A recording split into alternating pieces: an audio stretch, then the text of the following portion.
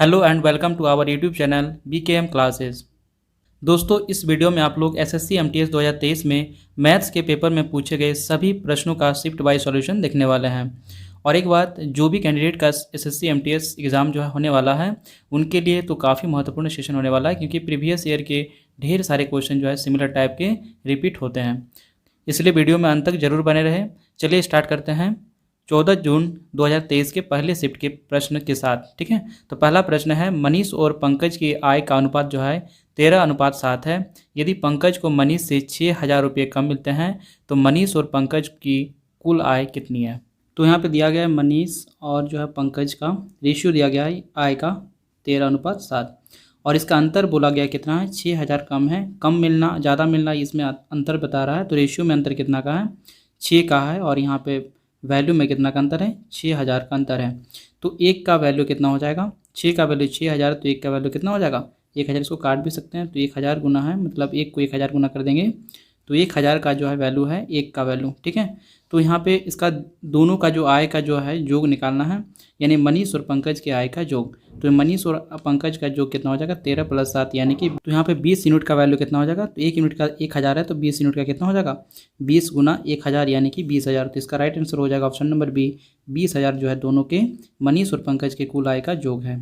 Next question है जो 28/21 गुना 96/4 divide 125/5 गुना 42/192 plus 297 plus 125 गुना 875/3 divide 99/4 into जो है 6/25 का जो है मान ज्ञात करना है। तो सबसे पहले हम क्वेश्चन को यहाँ पे उतार लेते हैं। तो क्वेश्चन यहाँ पे कितना हो जाएगा, 28/21, 96/4, और यहाँ पे डिवाइड की जगह हम क्या कर देंगे, गुना कर देंगे, और ये जो भिन्न है उसको हम पलट देंगे, क्योंकि जब भी डिवाइड रहता है एक भिन्न को जो है डिवाइड करना है दूसरे भिन्न से, तो बाद वाला भिन्न क्या होता है, व्युत्क्रम हो जाता है, और बीच में डिवाइड का उल्टा जो है क्या हो जाता है, मल्टीप्लाई का सिंबल आ जाता है।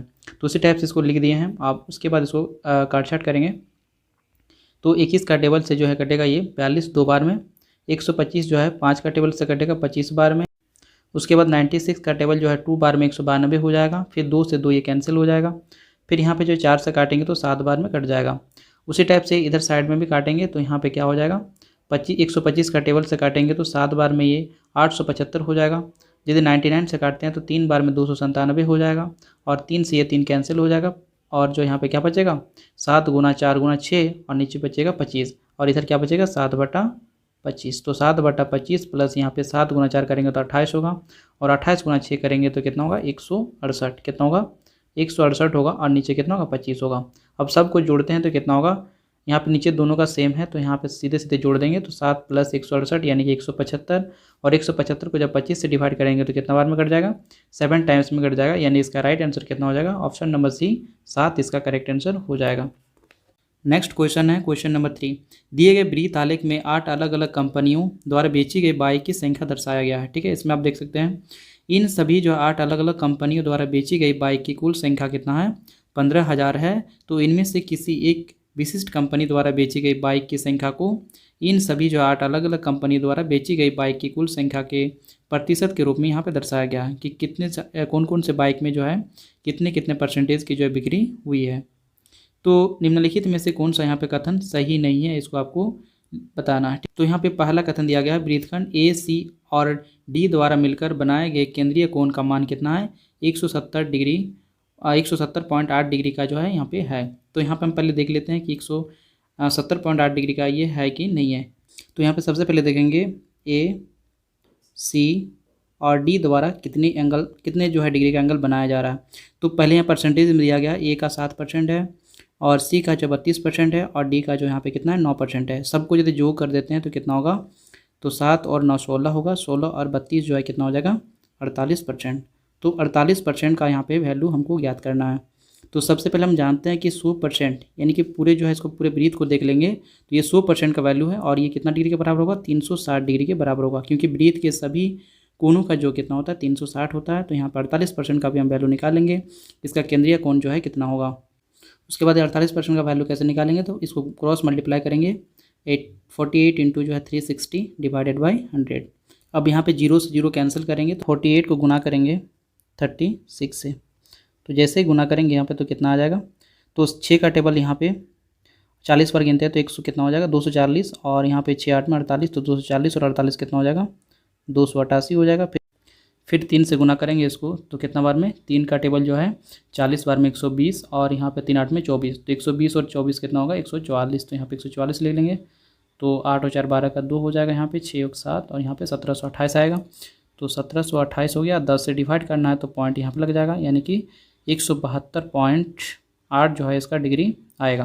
तो यहाँ पे बोला गया 170 डिग्री है, तो यानी कि पहला इसका कथन क्या है गलत है। ठीक है, अब दूसरा कथन को चेक करते हैं। तो वृत्तखंड बी ई एफ और एच द्वारा मिलकर जो बनाया गया केंद्रीय कोण का मान कितना है 169.2 डिग्री है। तो इसको चेक करते हैं। तो बी यहाँ पे कितना डिग्री कितना परसेंटेज का है, बी का 8% है। बी यहाँ पे कितना है, यानी B plus E plus F plus H, इसका वैल्यू कितना हो जाएगा, यानी कि 8% है बी का। ई यहाँ पे कितना परसेंट है 14% है, तो 14% लिख लिए। प्लस यहाँ पे एफ कितना है, एफ यहाँ पे 10% है, यहाँ देख सकते हैं आप 10%। प्लस यहाँ पे कितना है एच जो है कितना परसेंट है, एच जो है 15% है। सब कुछ यदि ऐड कर देते हैं तो कितना परसेंट हो जाएगा 47%। कितना परसेंट 47%। इसके बाद क्या करेंगे 47% का वैल्यू निकालेंगे। तो हम जानते हैं कि 100% का वैल्यू कितना था 360 डिग्री था, तो यहाँ 47% का वैल्यू कितना हो जाएगा, तो 47 इंटू 360 डिवाइडेड बाई 100, 0 से 0 कैंसिल हो जाएगा। तो यहाँ पे गुना करना है 47 को 36 से। 6 का टेबल जो है 47 बार गिनना है, यानी कि 40 बार गिनेंगे तो कितना होगा 240। उसके बाद 6 7 में 42, तो 240 और 42 कितना हो जाएगा 282। उसके बाद 3 का टेबल से गिनेंगे 47 बार में, तो यहाँ पे 40 बार में कितना हो जाएगा 120, और यहाँ पे 7 या 21, तो 120 और 21 कितना होगा 141। तो 141 लिख दिए, यहाँ पे 2, यहाँ पे 8 और 1 9, यहाँ पे 6 और यहाँ पे 1, तो 169 आएगा। आप इसको 10 से डिवाइड करेंगे तो यहाँ पे क्या लग जाएगा 1 पॉइंट लग जाएगा, यानी कि 169.2 डिग्री का यहाँ पे एंगल केंद्रीय कोण निकलेगा। तो यहाँ पे भी बोला जा रहा है क्वेश्चन में कि जो है ए यानी बी ई एफ और एच जो है द्वारा मिलकर जो बनाया गया केंद्रीय कोण है कितना है 169.2 डिग्री है, और यहाँ भी कितना आ रहा है 169.2 डिग्री ही आ रहा है, यानी इसका कहना क्या है, यानी कथन 2 जो इसका क्या है सही है। तो यहाँ पे सिर्फ एक ही सही है कथन, वो कौन सा है ऑप्शन नंबर बी, यानी केवल जो है कथन 2 ही सही है। नेक्स्ट क्वेश्चन है क्वेश्चन नंबर 4, साधारण ब्याज की वह दर क्या है जिस पर कोई धनराशि 36 वर्षों में स्वयं की 3 गुनी हो जाती है। तो यहाँ पे आपको एक फार्मूला जानना है कि आर इंटू टी, आर और टी को मल्टीप्लाई करने से क्या निकलता है एसआई परसेंटेज निकलता है, यदि हम क्या मानते हैं मूलधन को 100% मानते हैं तो। ठीक है, तो मूलधन हमेशा यहाँ पे कितना मानना है 100% मानना है, और आर इंटू टी को मल्टीप्लाई करने से क्या निकलेगा एसआई परसेंटेज निकलेगा। तो कोई धन है कितना है 100% है, यानी कि पी हमारा है यहाँ पे, और ये क्या होता है स्वयं की 3 गुनी, यानी कि इसकी 3 गुनी हो जाएगी हमारा क्या 3 गुना हो जाएगा स्वयं का, यानी कि इसका अमाउंट है कितना 300 हो जाएगा, 300% हो जाएगा, यानी कि कितना इसमें जो है ब्याज लगा, ब्याज इसमें कितना आया 200% का। तो एसआई बराबर क्या हो जाएगा 200% का एसआई यहाँ पर आएगा, और ये एसआई परसेंटेज किसके बराबर होगा आर इंटू टी के बराबर होगा। तो आर यहाँ पे कितना है, आर यहाँ पे दिया गया नहीं है, आर हमें निकालना है, तो आर यहाँ पे लिखेंगे, और टी की जगह पे कितना लिखेंगे 36 वर्ष। तो अब 36 इसको डिवाइड कर देंगे तो कितना बार में, यानी कि इसका 36 इसको डिवाइड करेंगे तो आर बराबर कितना हो जाएगा 200/36। ठीक है, इस गुना जो है 36 को इधर ले आएंगे तो डिवाइड 36 होगा, जब 36 से डिवाइड करेंगे तो 5 बार में 180 आएगा, फिर पॉइंट लग जाएगा, तो फिर बचेगा यहाँ पे कितना 20 बचेगा, पॉइंट लगाएंगे तो 1 0 पड़ जाएगा, यानी 200 हो जाएगा। फिर जो 36 का टेबल 5 बार में फिर 180 होगा, फिर यहाँ पे 20 बचेगा, और इस पॉइंट लगा हुआ है इसलिए फिर 1 0 पड़ जाएगा, यानी कि फिर 200 हो जाएगा। तो 5 5 इस टाइप से आते रहेगा, यानी कि 5.55% का क्या होगा यहाँ पे रेट होगा। तो रेट इसका कितना हो जाएगा 5.55%। यहाँ पे आप यहाँ पे सीधे जो है फर्स्ट यानी कि 5 जो देखें इसी से आप टिक कर सकते थे, क्योंकि पहला जो सब में क्या है अलग अलग डिजिट है, और यहाँ पे 5 मैच कर गया, तो यहाँ पे ऑप्शन नंबर ए इसका राइट आंसर हो जाता। नेक्स्ट क्वेश्चन है 6000 रुपये की धनराशि को 2 भागों में बांटा जाता है। पहले भाग पर 10% वार्षिक दर पर प्राप्त वार्षिक साधारण ब्याज, दूसरे भाग पर 15% वार्षिक दर पर जो है प्राप्त वार्षिक साधारण ब्याज जो है के बराबर है। तो 1 वर्ष के लिए प्रत्येक भाग पर कितना ब्याज है। ठीक है, तो सबसे पहले यहाँ पे देखेंगे पहले भाग को यहाँ पे 10% के रेट पर वार्षिक दर पर जो है यहाँ पे दिया जा रहा है साधारण ब्याज पर, और दूसरे जो पार्ट है उसको हम लोग 15% पे दिया जा रहा है कि इतने रेट पर जो है इतने दर पर जो है दिया जा रहा है। ठीक है, तो यहाँ पे बताना है कि 6000 रुपये की जो धनराशि है उसको 2 भाग में बांटने के बाद कि इसके ब्याज जो हैं कितने आएंगे। तो ब्याज यहाँ पे दोनों का क्या है, बराबर है, यानी 10% का ब्याज, यानी पहले भाग के 10% और दूसरे भाग के 15% का जो ब्याज होगा वो दोनों बराबर है। तो यहाँ पे दोनों बराबर है तो इसको क्रॉस कर देंगे तो क्या निकलेगा, इसकी राशि निकलेंगे कि कितनी राशि थे इसका, उसका रेशियो। ठीक है, तो यहाँ पे ये 15 हो जाएगा, इधर ये कितना हो जाएगा, 10 हो जाएगा। ठीक है, अब इसके रेशियो में जब बनाते हैं तो यहाँ पे छोटा फॉर्म में लिखा जाता है। तो यहाँ पे 5 से काटेंगे तो 3 बार में, 5 से इसको काटेंगे तो कितना बार में, 2 बार में, यानी 3:2 का रेशियो होगा उसके धनराशि का, यानी कि 6000 टोटल धनराशि है।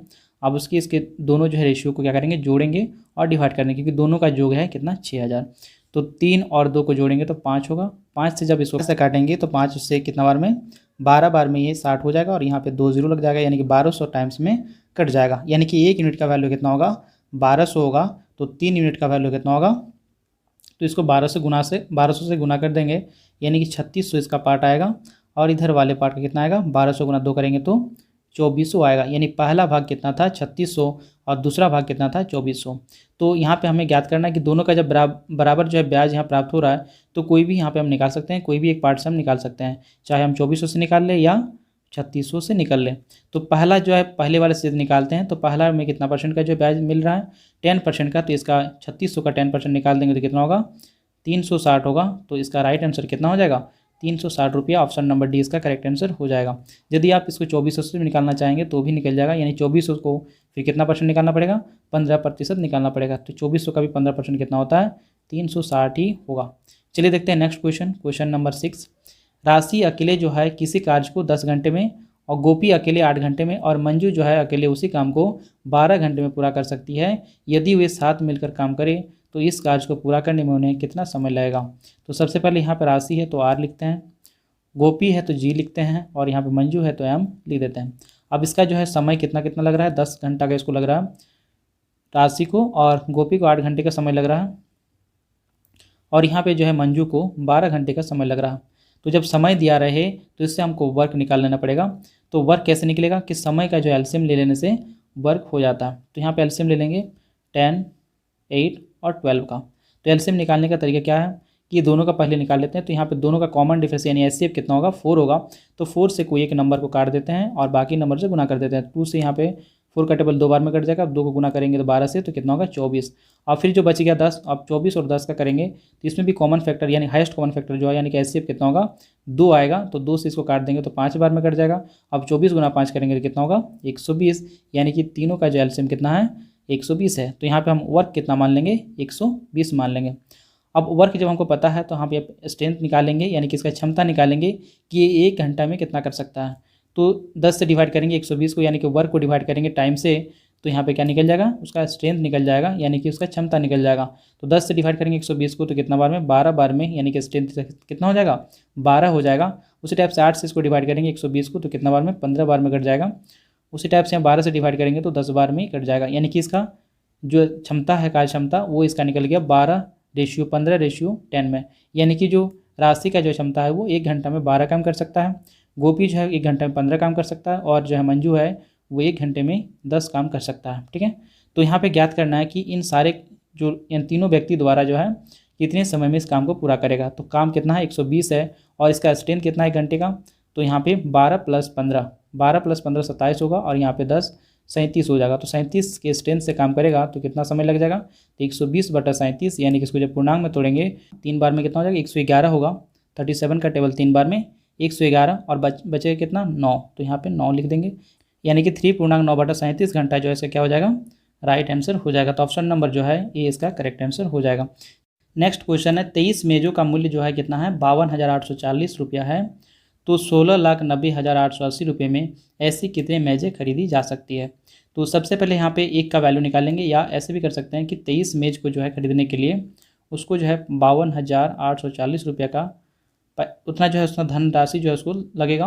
तो यहाँ पे इतने रुपये में, तो रुपये की जगह पे रुपये लिखेंगे, यानी कि 16,90,880 रुपये लिखेंगे, और यहाँ पे मेज के संख्या पे क्या लिखेंगे, एक्स लिखेंगे। तो यदि एक्स का हमको वैल्यू ज्ञात करना है तो एक्स बराबर क्या हो जाएगा, ये बाय क्रॉस हो जाएगा।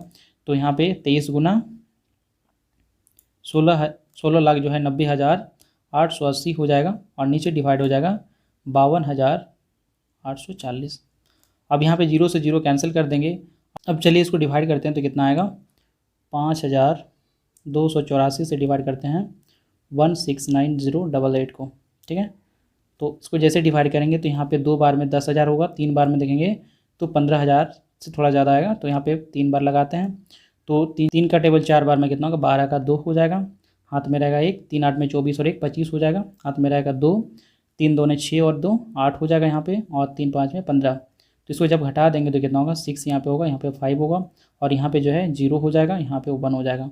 तो 1056 यहाँ पे आएगा, और इसमें से 8 ऊपर से आएगा तो कितना होगा, 10,568 आएगा। उसमें 2 टाइम्स में जब देखेंगे इसको तो यहाँ पे कितना आ जाएगा, 10,568 आ जाएगा।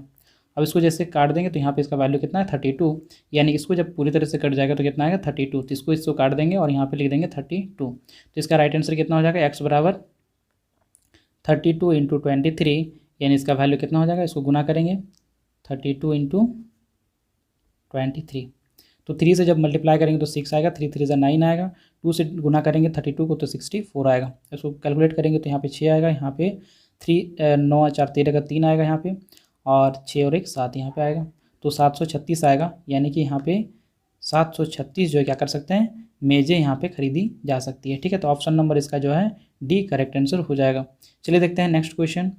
एक आदमी एक निश्चित दूरी का आधा भाग 35 किलोमीटर पर आवर की चाल से तय करता है, वह शेष दूरी का जो 40% 8 किलोमीटर प्रति घंटा की चाल से तय करता है, और शेष दूरी को जो है 18 किलोमीटर प्रति घंटा की चाल से तय करता है। तो पूरी यात्रा में उसकी औसत चाल क्या है। तो सबसे पहले यहाँ पे देखेंगे डिस्टेंस, हम मान लेते हैं कितना है, एक्स है। टोटल डिस्टेंस देखेंगे कितना है, एक्स है, तो एक्स का आधा भाग मतलब x/2 है। ठीक है, तो x/2 पार्ट को जो है ये 35 किलोमीटर पर आवर की स्पीड से कर रहा है, मतलब इसका जो है समय हो जाएगा वो कितना हो जाएगा, दूरी बटा चाल हो जाएगा। तो दूरी बटा चाल करेंगे तो यहाँ पे कितना हो जाएगा, x/70 हो जाएगा। ये हमारा समय निकला पहले समय, यानी पहले केस के लिए। दूसरा यहाँ पे क्या हो रहा है कि 40% शेष जो बच गया, यानी x/2 बचा हुआ है शेष, उसका 40%। तो इसका 40% कितना हो जाएगा, 20 से काटेंगे तो 2 बार में, 20 से काटेंगे तो 5 बार में, 2 से 2 कैंसिल हो जाएगा तो x/5, यानी इसका डिस्टेंस अब कितना हो जाएगा, x/5 हो गया। और ये जो है कौन सा स्पीड से जा रहा है, ये 8 किलोमीटर पर आवर के, तो 8 किलोमीटर लिख देते हैं यहाँ पे, डिवाइड कर देंगे, यानी स्पीड से डिवाइड कर देंगे तो क्या निकलेगा, समय निकलेगा। तो यहाँ पे क्या दिखेगा, समय बराबर x बटा, ये गुना हो जाएगा दोनों 40, तो x/40 जो है ये समय हो गया दूसरे केस के लिए। ठीक है, अब यहाँ पे तीसरे केस के लिए क्या होगा कि x/2 पार्ट जो था उसका 40% यूज हो चुका है, अब इसका 60% बचा हुआ है, तो 60% इसका वैल्यू निकाल लेते हैं। तो यहाँ पे कितना हो जाएगा, 20 का टेबल 3 बार में, 20 का टेबल 5 बार में, तो यहाँ पे कितना हो जाएगा, 3x/10 जो है इसका बचा हुआ दूरी होगा, यानी 3x/10, और इसको जो है डिवाइड कर देंगे हम स्पीड से इसका, तो स्पीड कितना है 18 से, तो इसका वैल्यू निकल जाएगा समय, यानी कि इसका समय निकल जाएगा थर्ड केस के लिए। तो यहाँ पे कितना हो जाएगा, ये 3x/10 इंटू 1/18 दिखेगा। अब 3 से काटेंगे तो 6 बार में, यानी कि x/ कितना होगा 60, x/60 जो है समय इसका निकल जाएगा। तीनों केस के लिए समय हम निकाल लिए। अब हमको जो है यहाँ पे क्या करना है, औसत चाल निकालना। तो औसत चाल बराबर होता है कुल दूरी बटा कुल समय। तो कुल दूरी यहाँ पे कितना है, x दूरी ही तय कर रहे हैं, लेकिन उसके लिए समय जो हमारा कितना है, x/70, x/40 और x/60 है। तो इसको सबको जोड़ लेंगे टोटल टाइम के लिए। तो यहाँ पे x/60 है, सॉरी 70 है, प्लस x/ कितना है यहाँ पे 40 है, उसके बाद x/60 है, x/60 है। अब इसको कैलकुलेट करेंगे तो कितना हो जाएगा, ये हमारा टोटल स्पीड निकल जाएगा यहाँ पे, कि यानी औसत चाल यहाँ पे निकल जाएगा, एवरेज स्पीड, औसत चाल यहाँ पे निकल जाएगा। ठीक है, तो यहाँ पे x/y करेंगे तो यहाँ पे इसका एलसीएम लेंगे, 70 40 और 60 का आ जाएगा। इसमें दोनों में कॉमन जो है कितना दिख रहा है, 20 का। तो 20 से कोई एक नंबर काट देंगे तो यहाँ पे 2 बार में कट जाएगा, यानी कि 2 × 60 120 हो जाएगा। और 120 और 70 का जो एलसीएम जब करेंगे तो कितना हो जाएगा, इसमें कॉमन फैक्टर 10 आएगा। 10 से कोई एक नंबर काट देंगे, बाकी से गुना कर लेंगे तो कितना आएगा 840। कितना आएगा 12 7 में 84 और 1 0, यानी कि 840 आएगा। तो x डिवाइडेड बाई कितना हो जाएगा, x/, यानी यहाँ पे डायरेक्ट सीधे लिखते हैं कितना 840 लिखते हैं। अब यहाँ पे 70 से जब डिवाइड करेंगे तो कितना बार में कट जाएगा, ये 12 बार में कट जाएगा, यानी 12x हो जाएगा यहाँ पे। प्लस 40 से जब डिवाइड करेंगे तो कितना बार में कट जाएगा, ये यहाँ पे जो है 21 बार में कट जाएगा, तो 21 यहाँ पे x हो जाएगा। प्लस यहाँ पे 60 से जब डिवाइड करेंगे तो कितना बार में 14 बार में कट जाएगा, यानी कि 14x जो यहाँ पे हो जाएगा। फिर इसको कैलकुलेट करेंगे तो x/, हो जाएगा यहाँ पे, सबको जोड़ेंगे 12 + 21 + 14 तो कितना हो जाएगा यहाँ पे 47। कितना हो जाएगा 47x हो जाएगा, और नीचे 40 से डिवाइड करना। उसके बाद यहाँ पे x इंटू करेंगे 840 ऊपर चला जाएगा, यहाँ पे 47, x नीचे रहेगा तो x में से x कट जाएगा तो कितना बचेगा 840 डिवाइडेड बाई 47, यानी कि इसका जो है राइट आंसर कितना हो जाएगा, यही हो जाएगा 840/47 जो है इसको किलोमीटर पर आवर जो ऐसा क्या हो जाएगा, औसत चाल हो जाएगा। तो ऑप्शन नंबर जो यहाँ पे सी इसका करेक्ट आंसर हो जाएगा। नेक्स्ट क्वेश्चन है, यदि दो बेलनों के आयतनों का अनुपात 7:5 है और उनकी ऊंचाइयों का अनुपात कितना है, 5:7 है, तो उनकी त्रिज्याओं का अनुपात क्या होगा।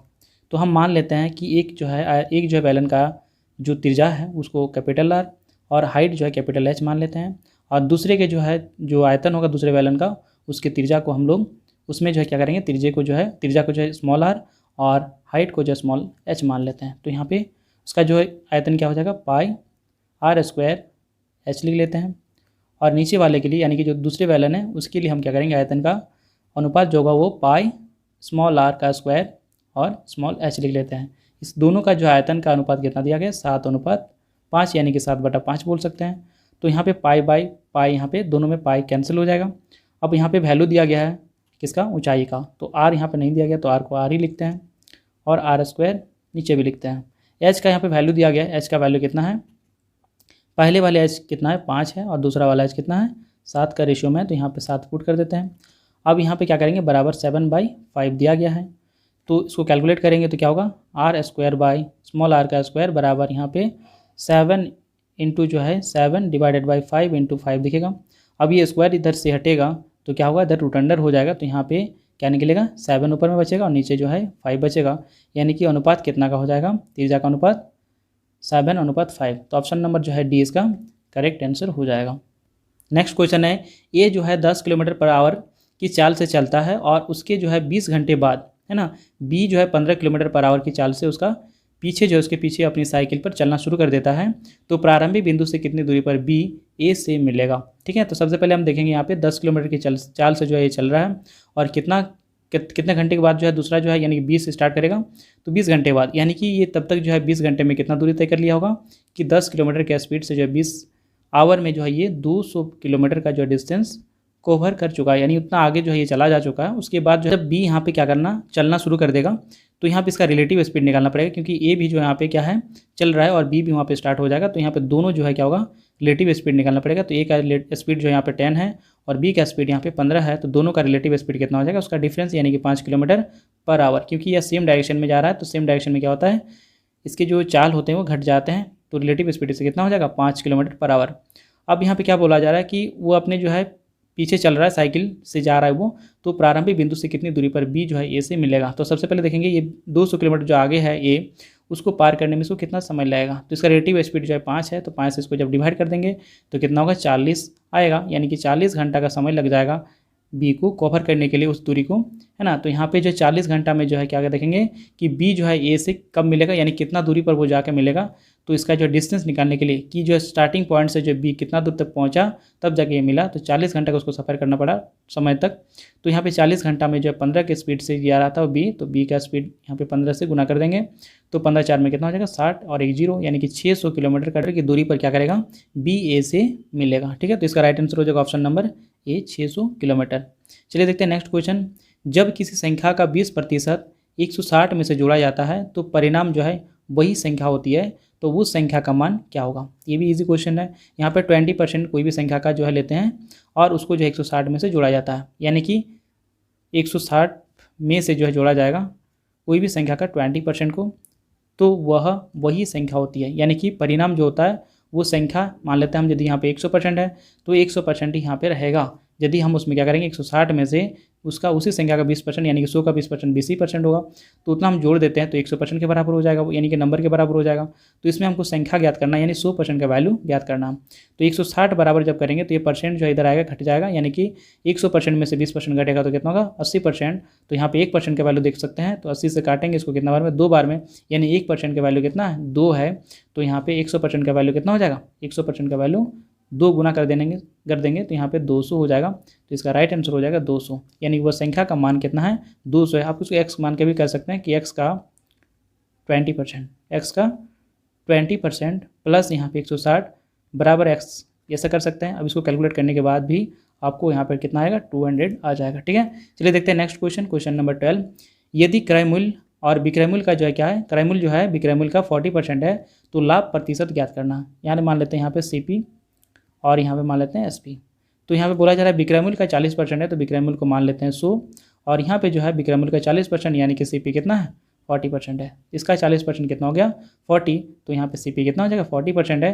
तो लाभ यहाँ पे ज्ञात करना है तो क्या करेंगे, लाभ बराबर SP माइनस CP, यानी कि 100 में से 40 घटाएंगे तो 60 होगा, ये इसका लाभ होगा। और लाभ किस पर निकाला जाता है, CP पर, यानी CP का वैल्यू यानी कॉस्ट प्राइस यानी कि क्रय मूल्य के बराबर होता है।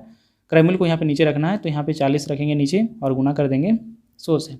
तो ये 20 से काटेंगे तो 2 बार में, 20 से काटेंगे 3 बार में, फिर इसको 2 से काटेंगे तो 50 बार में, और 50 गुना 3 करेंगे तो कितना होगा 150%, यानी इसका राइट आंसर हो जाएगा ऑप्शन नंबर डी।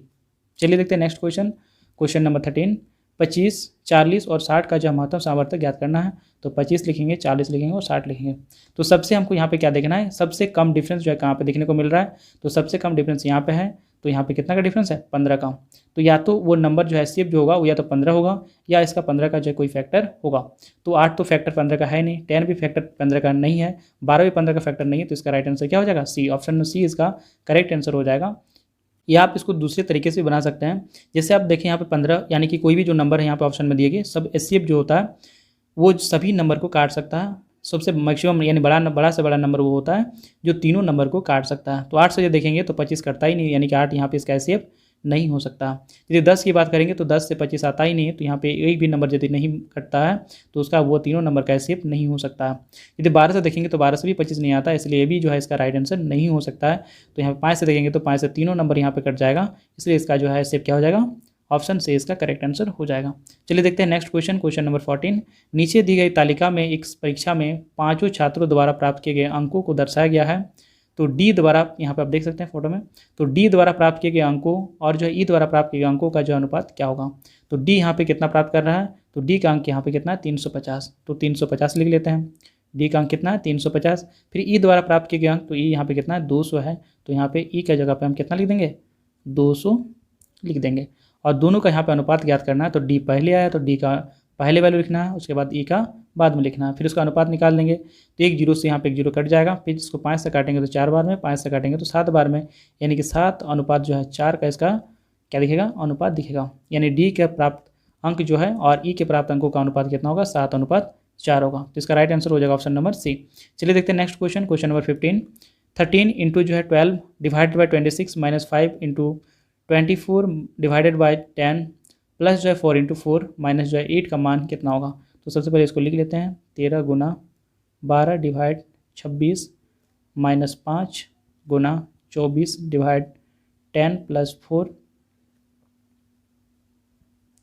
इंटू जो है 4 माइनस 8। ठीक है, तो सबसे पहले यहाँ पे डिवाइड का काम करेंगे। तो यहाँ पे 13 इंटू 12 और यहाँ पे डिवाइड का मतलब यहाँ पे 26, 12/26 हो जाएगा, माइनस यहाँ पे 5 इंटू 24, फिर इसमें डिवाइड का जो बात करेंगे तो यहाँ पे 24/10 हो जाएगा, फिर प्लस यहाँ पे 4 इंटू 4 माइनस 8 हो जाएगा। अब यहाँ पे 13 से काटेंगे तो 2 बार में, 2 से काटेंगे तो 6 बार में कट जाएगा, फिर यहाँ 5 से काटेंगे 2 बार में, फिर 2 से काटेंगे तो 12 बार में कट जाएगा। तो यहाँ पे कितना बचा 6 और यहाँ पे बचेगा 12 और यहाँ पे जो क्या होगा 4 4 में 16 हो जाएगा और माइनस 8। ठीक है, तो यहाँ पे क्या देखेंगे प्लस वाले को एक साथ में जोड़ लेंगे, तो यानी कि 16 6 कितना होगा 22 हो जाएगा। और उसी टाइप से माइनस वाले नंबर को भी जोड़ लेंगे तो -12 और -8 कितना हो जाएगा -20 हो जाएगा। तो 22 में से 20 घटेगा तो कितना होगा 2। तो इसका राइट आंसर हो जाएगा ऑप्शन नंबर ए। ठीक है, चलिए देखते हैं नेक्स्ट क्वेश्चन, क्वेश्चन नंबर 16।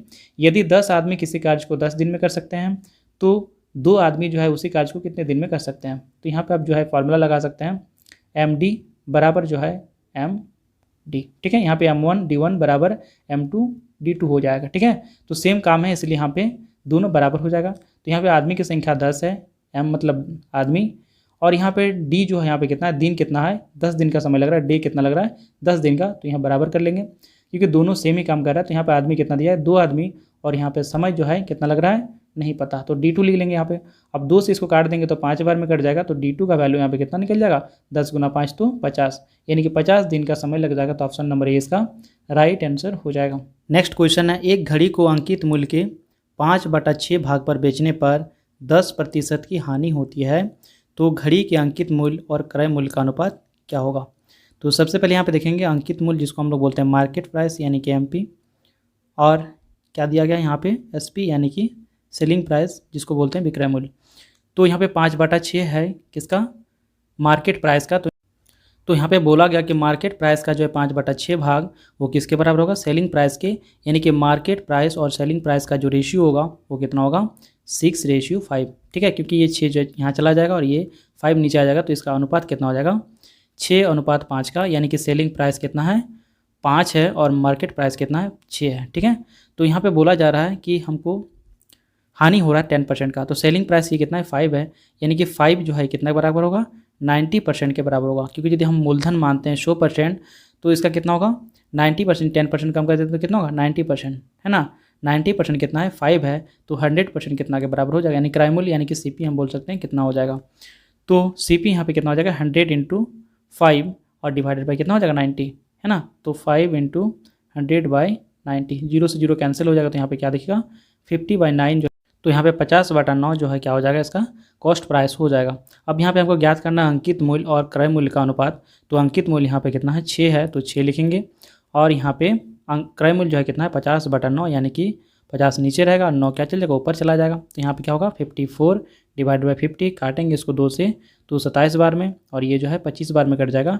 तो मार्केट प्राइस और सीपी का जो अनुपात होगा वो कितना हो जाएगा, 27:25, कितना हो जाएगा 27 जो यहाँ पे 25 हो जाएगा। तो इसका राइट आंसर हो जाएगा ऑप्शन नंबर बी, इसका करेक्ट आंसर हो जाएगा 27:25। नेक्स्ट क्वेश्चन है, यदि किसी बेलन की त्रिज्या में 12% की कमी कर दी जाए तो उसकी ऊंचाई में कितने प्रतिशत की वृद्धि करनी चाहिए कि जो है बेलन का आयतन वही रहे। यानी कि यदि बेलन का आयतन क्या होता है, πr² h होता है, तो वो बराबर रहे, है ना, πr² h के बराबर रहे, जब हम इसमें क्या करते हैं r और h में चेंजेस करते हैं। ठीक है, तो यहाँ पे r1 इसको जो है h1 मान लिए। ठीक है, तो पाई यहाँ पे दोनों में सेम है तो दोनों में कट जाएगा। यहाँ पे पहले वाले में क्या देखना है, r को सेम रखना है, h को भी सेम रखना है, पर बाद वाले में r को 12% कम कर देना है और ऊंचाई को यहाँ पे कितने प्रतिशत वृद्धि करना है वो हमको मांगा गया। तो दोनों का यहाँ पे क्या हो जाएगा, आयतन बराबर हो जाएगा। तो सीधे सीधे यहाँ पे देखेंगे r जो है कितना है, मान लेते हैं हम 100 है, उसमें से 100 ही रहेगा। ठीक है, उसी टाइप से h भी यदि मान लेते हैं 100 है, तो यहाँ पे भी h कितना रहेगा, 100 ही रहेगा। ठीक है, उसी टाइप से यहाँ पे बोलते हैं r जो है 100 में से कितना हो जाएगा, 88 हो जाएगा, और यहाँ पे स्क्वायर है तो यहाँ पे 88/100 2 बार लिख देंगे। और h जो है यहाँ पे कितना होगा, 100 में से कितना हो जाएगा, h प्लस, या इसको बोल सकते हैं हम लोग 100 + x, यानी 100 में से कुछ बढ़ जाएगा, वृद्धि होगा मतलब बढ़ जाएगा। ठीक है, तो 100 + x मान लेते हैं इसको। उसके बाद इसको हल करते हैं तो यहाँ पे कितना आ जाएगा, ये कट जाएगा तो यहाँ पे 1 आएगा, बराबर यहाँ पे दिखेगा 88/100 × 88/100 और इंटू दिखेगा 100 + x / 100। तो कितना बढ़ रहा है वो हमको कौन बताएगा, x बताएगा। ठीक है, तो अब इसको बाय क्रॉस करते हैं तो यहाँ पे क्या दिखेगा, 100 इंटू क्या हो जाएगा, 100 इंटू कितना हो जाएगा 100, और डिवाइड में आ जाएगा कितना 88 × 88, और बराबर क्या दिखेगा यहाँ पे 100 + x दिखेगा। अब इसको 2 से काटेंगे या 4 से काटेंगे तो कितना बार में, यहाँ पे 22 बार में, और यहाँ पे 4 से काटेंगे तो 25 बार में, फिर 4 से इसको काटेंगे तो 22 बार में, और ये कितना होगा 25 बार में। उसी टाइप से इसको 2 से काटेंगे तो कितना बार में, 11 बार में, 2 से काटेंगे तो 50 बार में, फिर 2 से काटेंगे तो 11 बार में, और 2 से काटेंगे तो 25 बार में। अब यहाँ पे 25 × 25 × 25 करेंगे, यानी 25 का क्यूब करेंगे तो कितना हो जाएगा, 25 × 25 × 25 दिखेगा, और नीचे कितना दिखेगा, नीचे यहाँ पे दिखेगा 11 × 11 यानी कि 121 दिखेगा, बराबर यहाँ पे क्या दिखेगा 100 + x दिखेगा। अब इसको गुना करेंगे तो कितना होगा, 25 का क्यूब कितना होता है 156/25, यानी 15,625 होता है, डिवाइडेड बाई 121, और बराबर दिखेगा 100 + x। अब यहाँ पे जितना भी वैल्यू आएगा वो जो है 100 से कितना ज़्यादा है, और जितने ज़्यादा रहेगा वही हमारा x का वैल्यू होगा। तो जब 121 से डिवाइड करेंगे किसको, 100 यानी कि 15,625 को, तो यहाँ पे एक बार जाएगा तो 121 होगा, यहाँ पे बचेगा यहाँ पे 5 और यहाँ पे 3 35 बचेगा, फिर यहाँ से आएगा 2, तो यहाँ पे कितना बार जाएगा 2 टाइम्स जाएगा, तो यहाँ पे कितना हो जाएगा 242, कितना हो जाएगा 242 हो जाएगा। तो यहाँ पे घटेगा तो 0 और यहाँ पे 1 और यहाँ पे 1, 110 बचेगा, फिर यहाँ 5 आएगा तो यहाँ पे 9 बार में जाएगा कितना, तो 9 बार में कितना हो जाएगा 9 हो जाएगा, यहाँ पे 9 2 18 का 8 हो जाएगा, बचेगा यहाँ पे 1, फिर 9 1 9 और 1 10, तो यहाँ पे 1090 आएगा, इसमें से घटाएंगे तो कितना बच जाएगा यहाँ पे 6 आएगा, यहाँ पे 1 आएगा, ये कट जाएगा, ठीक है। तो 16 आएगा, फिर यहाँ पे जब पॉइंट लगाएंगे तो यहाँ पे एक 0 बढ़ जाएगा, फिर यहाँ पे कितना टाइम्स लगेगा, एक बार में जाएगा कितना 121। इस टाइप से आगे बढ़ते जाएगा तो यहाँ पे क्या दिख रहा है 129.1 और समथिंग आएगा। तो यहाँ पे जो 100 से प्लस है तो 100 से कितना प्लस है 29 पॉइंट प्लस है, तो यहाँ पे कितना का वृद्धि करना पड़ेगा 29 प्लस पॉइंट, यानी कि ऑप्शन में एक ही दिख रहा है 29 से ज़्यादा, यहाँ पे 29 पॉइंट में एक ही दिख रहा है, तो यहाँ पे ऑप्शन नंबर जो है इसका सी राइट आंसर हो जाएगा। इसको यदि और डिवाइड करते हैं तो यहाँ पे 3 आ जाएगा, ठीक है। तो इस टाइप से इसका जो है आंसर कितना हो जाएगा 29.13% जो है इसका वृद्धि करना पड़ेगा हाइट पे, ठीक है। चलिए देखते हैं नेक्स्ट क्वेश्चन नंबर 19। 55 लीटर के एक मिश्रण में अम्ल का क्षार से अनुपात कितना है 7:4 है। मिश्रण का अनुपात यहाँ पे 4:3 करने के लिए क्षार की कितनी मात्रा मिलानी होगी, ठीक है। तो सबसे पहले यहाँ पे देखेंगे मिक्सर कितना है, मिक्सर यहाँ पे है 55 लीटर, ठीक है। यहाँ पे क्या है अम्ल है यानी कि एसिड है, और यहाँ पे बेस है, ठीक है। तो यहाँ पे कितना का अनुपात है 7:4 का अनुपात है। तो इसको हम लोग यदि बांट देते हैं तो कितना कितना का होगा इसमें, तो 55 यहाँ पे जो है टोटल योग है, तो रेशियो को क्या करते हैं योग करके डिवाइड कर देने से 1 यूनिट का वैल्यू निकलता है। तो 7 और 4 कितना होगा 11 से जब डिवाइड करेंगे तो 5 होगा, यानी कि 1 यूनिट का वैल्यू कितना है 5 है। तो 5 से हम क्या कर देंगे इसको गुना कर देंगे, यहाँ पे 7 यूनिट है तो यहाँ पे कितना हो जाएगा 35 लीटर जो है एसिड होगा, और यहाँ 5 गुना 4 करेंगे तो 20 लीटर क्या होगा बेस होगा, ठीक है। अब यहाँ पे क्या करना है इसको 4:3 के रेशियो में करना है, और हमको क्या मिलाना है क्षार मिलाना है। तो हमें याद रखना है कि जो भी चीज़ हम मिलाते हैं उसी में चेंजेज होता है, और किसी जो है चीज़ों में चेंजेस नहीं होता है। तो बेस यहाँ पे मिलाया जा रहा है तो बेस में चेंजेज होगा, इसमें चेंजेस नहीं होगा। तो यहाँ पे देखेंगे तो यहाँ पे एसिड जो है यानी कि 4:3 के रेशियो में जब यहाँ पे मिश्रण है, मतलब यहाँ पे एसिड जो है 4 रेशियो में रहेगा और ये कितना रेशियो में रहेगा 3 रेशियो में रहेगा। तो इसमें क्या होगा कोई चेंजेस नहीं होगा। क्यों चेंजेस नहीं होगा, क्योंकि हम एसिड यहाँ पे नहीं मिला रहे हैं, क्या मिला रहे हैं क्षार मिला रहे हैं, बेस मिला रहे हैं, ठीक है। तो यहाँ पे 4 का यदि वैल्यू कितना हो गया 35 के बराबर दिख गया, तो यहाँ पे 3 का वैल्यू कितना हो जाएगा, तो 3 का वैल्यू यहाँ पे क्या दिखेगा गुना कर देंगे, 3 गुना 35/4 कर देंगे, तो यहाँ पे इसका वैल्यू आएगा 105 आएगा। और उसको 4 से जब डिवाइड करेंगे तो 4 का टेबल 2 बार में 8 हो जाएगा, बचेगा यहाँ पे 2 और 5 25 हो जाएगा।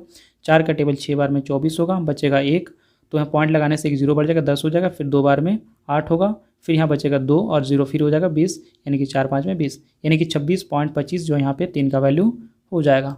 तो यहाँ पे पहले कितना था 20 लीटर था, अब कितना हो गया 26.25 लीटर हो गया, यानी कितना लीटर का वृद्धि हुआ है, तो 26.25 माइनस 20 लीटर, यानी कि 6.25 जो है लीटर का क्या हुआ इसमें जो है क्षार मिलाया गया। क्या मिलाया गया क्षार यहाँ पे मिलाया गया। तो ऑप्शन नंबर बी इसका करेक्ट आंसर हो जाएगा।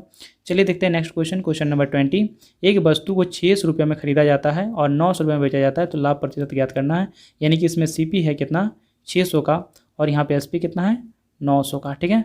तो यहाँ पे इसका लाभ बराबर क्या हो जाएगा, तो एसपी माइनस सीपी, यानी कि 900 माइनस 600 यानी कि 300 का लाभ हो जाएगा। और डिवाइड में क्या करना है सीपी, यानी कि सीपी का वैल्यू कितना है 600, और गुना जब कर देते हैं 100 से, तो यहाँ पे लाभ प्रतिशत निकल जाएगा। तो 300 से काटेंगे तो 2 बार में, और 2 से काटेंगे तो 50 बार में, यानी 50% का क्या होगा प्रॉफिट होगा। क्या होगा 50% का प्रॉफिट होगा। तो ऑप्शन नंबर ए इसका करेक्ट आंसर हो जाएगा। तो दोस्तों वीडियो यदि अच्छा लगे तो प्लीज़ लाइक करें, शेयर करें और सब्सक्राइब करें, साथ ही बेल आइकन भी ऑन कर ले, जिससे आपको हर वीडियो का नोटिफिकेशन सबसे पहले पहुँच पाए। तो चलिए मिलते हैं एक और नई वीडियो के साथ, तब तक के लिए धन्यवाद।